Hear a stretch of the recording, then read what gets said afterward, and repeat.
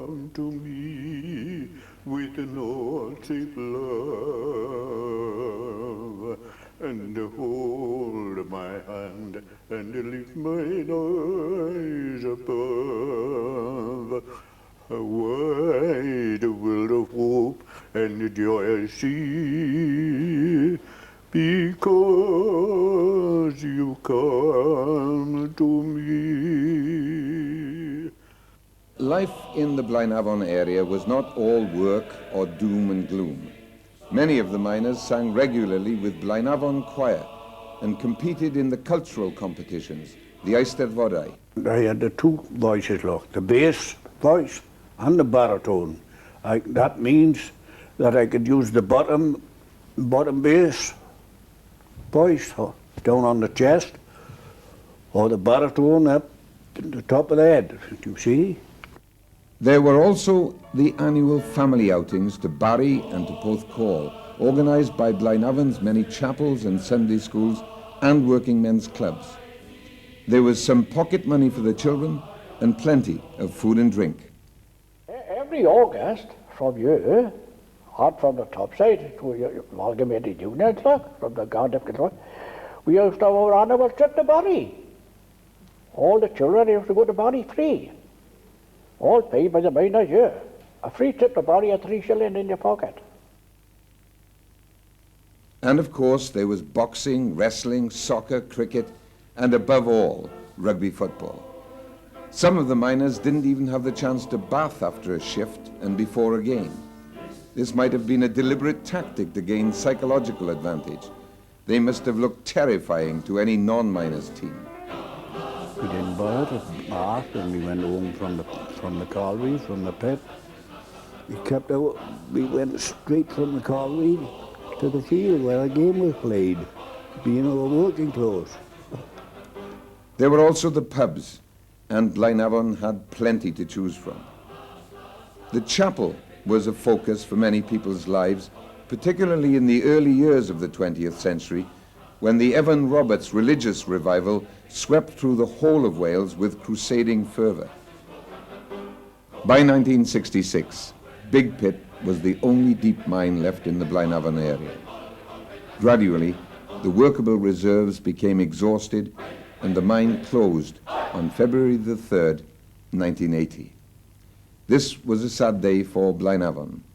The coal industry had been the life source of this valley. At the time of closure, the workforce was down to 250.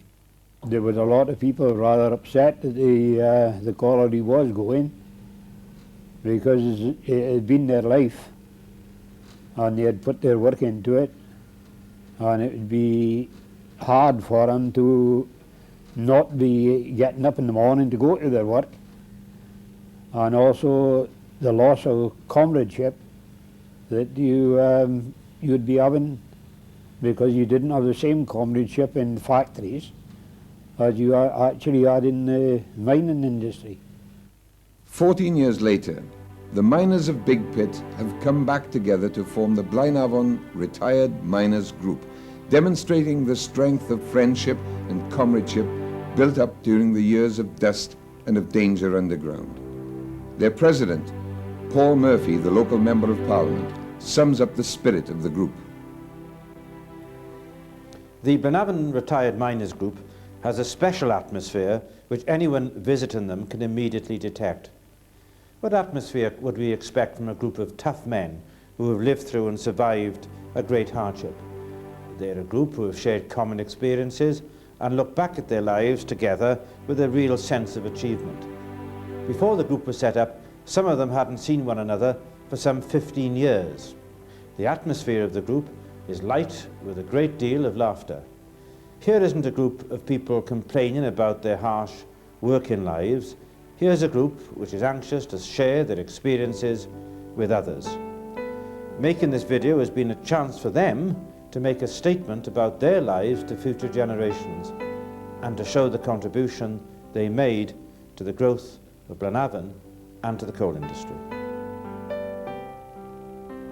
Big Pit is now a mining museum dedicated to maintaining a living monument to the South Wales coal mining industry and all of the people who made that industry such a great force fueling the industrialization of Great Britain. Like sentinels sombre and grey, grim reminders of bygone days, of pits whose shiny seams of coal first gave men work and then the dole, of men and boys, slag and stone, early graves and broken bones, sweat and toil in head in stalls, feared of gas and dread of falls, working hidden out of sight in another world where it's always night. No moon nor stars are seen down there, just total darkness everywhere. No city lights to show the way, no sign to tell if it's night or day. No birds there sing or fly on wing, no crocus grow to welcome spring. No scented rose on summer breeze, no autumn leaves to fall from trees. No winter snow or sun or sky, the changing seasons pass them by.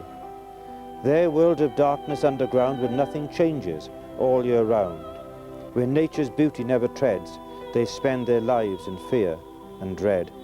Oil lamps dim with tiny flame, lifeline numbered, miner's name, spikes and chalk, moleskins, yorks, bread and cheese, tea-jack corks, mandrels, shovels, clamps and nedge, hatchet, bar and heavy sledge, pairs of timber, props and flats, hornets, blackbats, hungry rats. Horses with impressive names like Royal, Roman, Easter Flame, windroads, airways, double doors, gratis sheets draped to the floor. Big vein, black vein, drams raised high, journey ropes that kick and fly, ripping slag and drams of muck, go up to the pit to wait in trucks. Engines, hooters, whistles blow, trucks are full and off they go, down the line for slag tip bound, carrying muck from underground. Blood-stained stones and slag and shale, broken timber, bent up nails, gratis sheets all torn and ripped, all went hurtling down the tips. Waiting there in bitter cold, men and women, young and old, fingers, bodies numb to bone, picking coal from slag and stone. But now the tips are grassed and green, it's slag and stone by then unseen. No sign of blood, of pain, or grief that lies there buried underneath. Nothing, nothing to show, unless you know of those sad days so long ago.